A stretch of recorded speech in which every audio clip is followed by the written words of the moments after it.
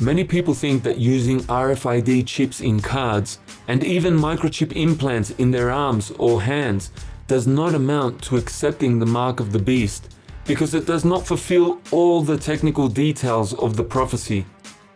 Others say that the microchip implants cannot be the mark of the beast because the mark is something spiritual, something that cannot be manifested physically, but is instead something symbolic. Some people argue that the mark of the beast has to do with what day of the week you rest or worship God, that the seal of God for His chosen ones is to rest on Saturdays, whereas the mark of the beast will be a law that demands that everyone in the world worship God on Sundays. In this video, we're going to deal with these issues and clarify if the present microchips are the actual mark of the beast, what our attitude should be towards them, and whether the mark has anything to do with worshiping God on Sundays.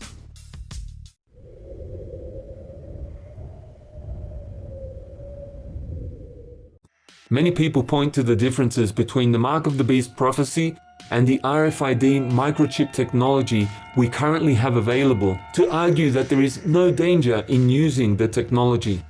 It is true that we do not yet have something that gives an exact and complete fulfillment to the prophecy. Some people are already implanting themselves with microchips to buy and sell, but most microchip implants have been for medical purposes. In many cases, they're not even implanting them in their right hand. They're mostly being implanted in the upper part of the arm or in the left hand. Also, they're not obligatory for buying and selling, nor have they been implemented on a global scale like the prophecy says. Nevertheless, each step of these technologies represent precursors to the mark of the beast, and many people focus on the differences between the precursors and the final prophecy of the mark of the beast, and then use such technical differences to disregard our warnings. But the mark of the beast will not come all of a sudden from one day to the next. There is and will be a great variety of precursors to the mark. One of the precursors most common today are RFID chipped cards. For example, a football club in the United Kingdom no longer accepts cash to go and see a match. You need to have a chipped card. Another football club in Argentina has gone an extra step and has recently introduced the idea of implanting RFID microchips in the upper arm that can be used for entering the grounds. Many shops everywhere are now promoting or requiring RFID chipped cards to access special discounts, and you can no longer travel using public transport in many places without an RFID chipped card. All of this is part of the conditioning that the system needs to implement before the final mark of the beast comes. The world's population must get used to making cashless transactions and be comfortable with having all their data registered and accessible to the system, and to enjoy and depend on the commodities that the technology offers before the whole world will be ready to accept an implantable microchip in the hand or forehead, without which they will not be able to buy or sell.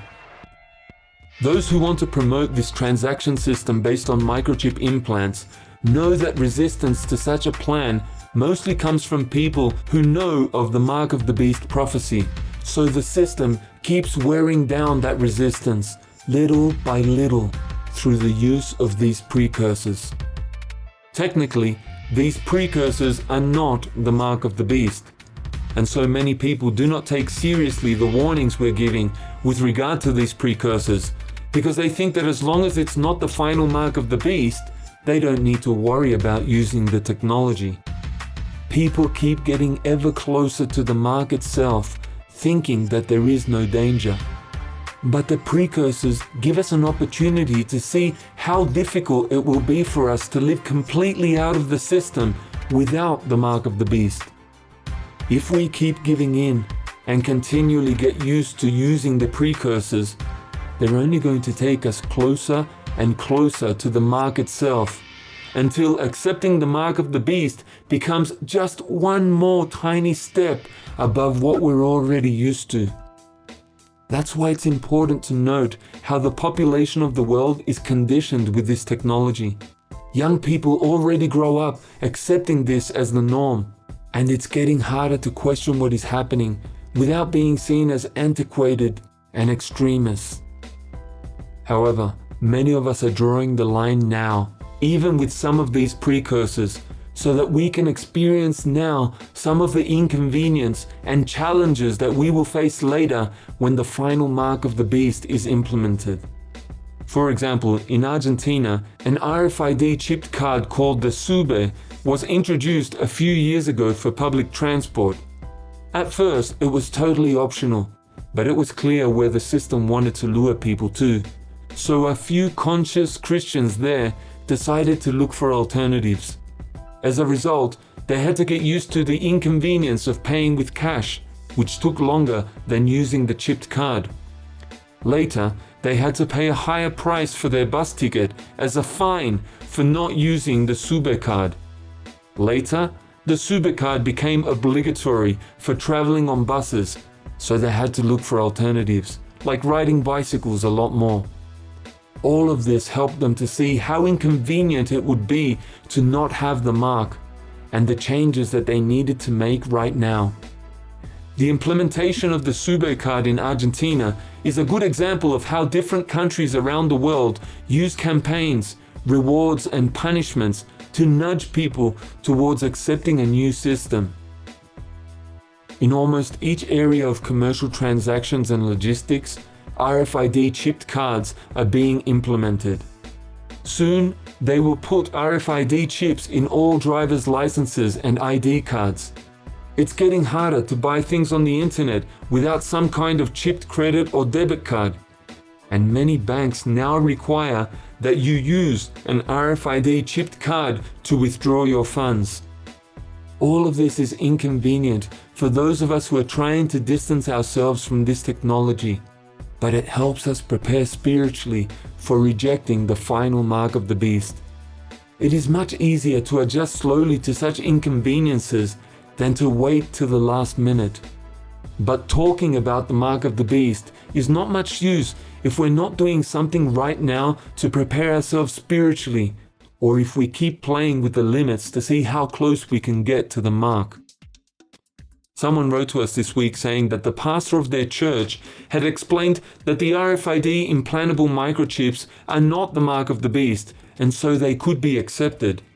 This is a common argument, especially with people who believe that the dividing line between good and evil is drawn with regard to whether you go to church on Saturday or Sunday. For such people, God will save those who gather on Saturdays, while the people who gather on Sundays will be condemned for eternity because they chose the wrong day to worship God. But that has nothing to do with the mark of the beast prophecy. To start with, it is not a sin to worship God on Sundays. In fact, we should worship Him every day. Also, the mark of the beast prophecy does not mention anything about a day of the week. Instead, it specifies that the mark has everything to do with buying and selling. And this is because Jesus did not say that we had to choose between serving God on Saturdays or serving Him on Sundays. Rather, He taught that we must serve God every day, and that the dividing line is between those who serve God and those who serve money and all it can buy. Don't fall for the illusion that you can accept implantable microchips without consequences, as long as you can keep going to a religious building on Saturdays. The mark of the beast prophecy clearly says that it will be placed in the hand or in the forehead of all people. And many people want to spiritualize that, saying that it has to do with our thoughts and actions and not with something literal. So, what do we do with the fact that implantable microchips do give the prophecy a literal and physical fulfillment? Should we disregard these chips that can be literally implanted in the hand and even in the brain, and that can literally be used for buying and selling? You see, centuries ago, when this technology was not available, it was understandable that people looked for a spiritual interpretation of the prophecy, since they couldn't imagine how the prophecy could be fulfilled literally. But now that the infrastructure and technology is being developed to give the prophecy a literal fulfillment, we cannot ignore this literal interpretation, especially when it fits in perfectly with everything Jesus taught about money and materialism. I am warning you now that a day will come very soon when you will not be able to buy or sell without a mark in your right hand or in your forehead, and it is very probable that this will manifest itself literally through the use of a microchip implant. I am saying that you need to prepare yourself now and not wait till the last minute.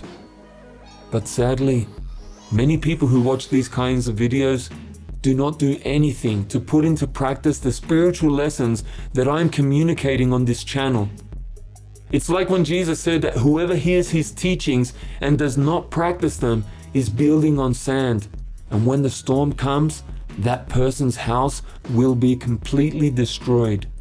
Such people agree with me with their lips, but they don't do anything to take it seriously by starting to obey the teachings of Jesus right now. If it's only theory and no practice, I doubt they will have the courage and moral strength to resist the temptation to accept the mark of the beast. So please, don't make the same mistake. Take it seriously. Take Jesus seriously. Start fixing your relationship with God today, before the final trial takes you by surprise. Remember that in the parable of the 10 virgins that Jesus taught about the end times, 5 were prepared and 5 were not. But when the hour of testing came, there was not enough time for the 5 who had prepared to help the ones who had been lazy and had not prepared. So if you're interested in leaving the system and being a part of a team of disciples that is already working for God full time, write to me via the address on screen. I hope to hear from you soon. God bless you.